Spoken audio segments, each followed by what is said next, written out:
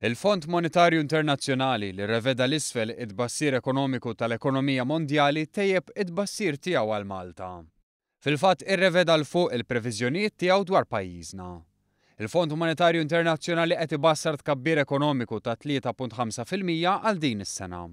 Dan meta sas-sena li għaddiet kien qed jgħid li tkabbir ekonomiku se jkun ta' 2.7%, titjib ta' 0.8% fuq previżjoni diġà pożittiva. Għas-sena li ntemmet ftit tal-jimilu id-bassir tela minn 3.1% għal 4.3%. Jirriżulta li din ir-reviżjoni hija instigata minn diversi riformi li jagħmel u qed jagħmel il-Gvern f'bosta setturi.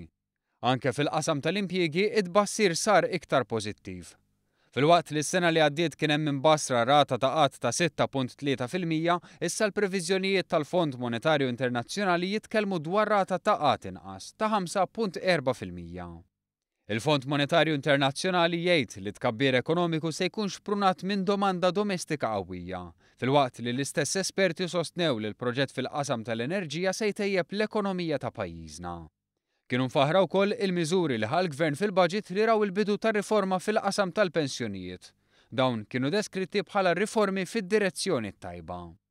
L-esperti tal-IMF innotaw il-ħidma biex jissaħħaħ il-qasam tal-ġustizzja u sostnew li dan għandu jissokta bħalma għandhom jissoktaw l-aċċess aħjar għal kreditu u sem tan-nisa fil-qasam tax-xogħol.